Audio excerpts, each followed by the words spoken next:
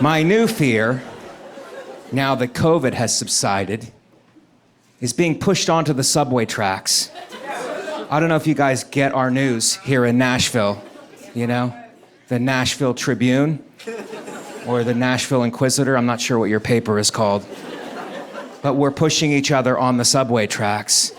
And the big problem is you don't know who's gonna push you. If it was one person, we could strategize around that individual, but it could be anybody. And I'll tell you what the answer isn't. Asking each person on the platform if they're thinking about pushing. Because I saw a guy who looked suspicious and I said, "Sir, you don't look right. Are you thinking about pushing?" He goes, "I wasn't before you mentioned it.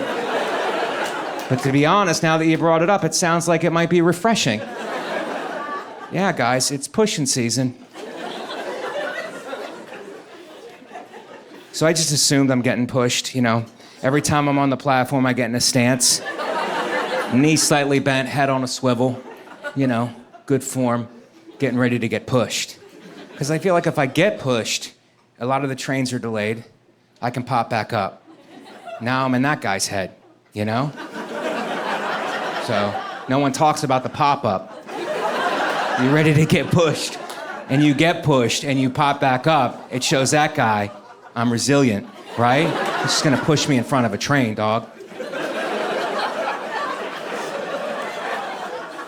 Am I relating to some of the younger people that way? Maybe should I say dog at the end of the jokes? It's just I'm trying to relate to the Gen Zs. So I'm on the platform, knees slightly bent, head on a swivel, ready to get pushed. I see a guy I know, he's a waiter at one of the clubs I work. I go, "Hey man, what's up? How was your pandemic?" He goes, "Pretty good." I go, "Are you going back to work soon?" He goes, "I don't do that anymore. I sell Bitcoin now." He goes, "Do you know what Bitcoin is?" I go, "I don't think anyone actually knows what Bitcoin is." He goes, "Well, let me explain it to you." And about 5 minutes into the explanation, I was like, "I'd rather you just push me onto the tracks."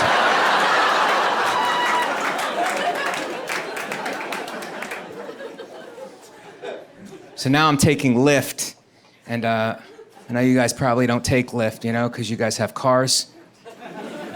I'm sorry, trucks. I don't like Lyft, you know. I like to put in where I'm going. I want Lyft to give me the price and how long it's gonna take to pick me up. And Lyft initially does that, but then they start negotiating, and I don't like that. They're like, "Hey, Mike, instead of picking you up in 4 minutes, how about we knock $1.75 off and we pick you up in 22 minutes? Would that be cool?" No, Lyft, that would not be cool.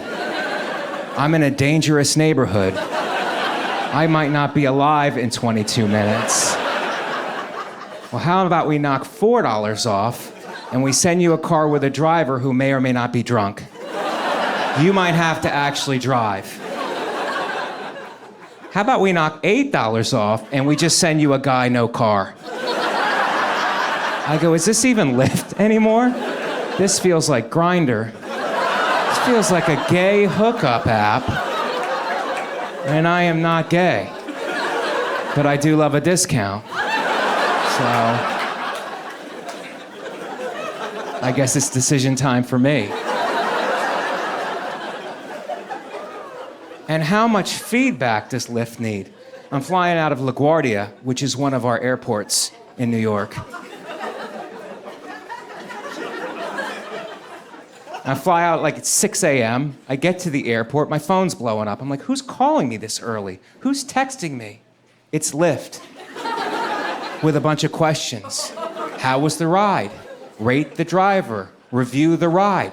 Give him a tip. Give him a compliment. I'm like, oh my God. I wanted a ride to the airport. I didn't want to become a foster parent.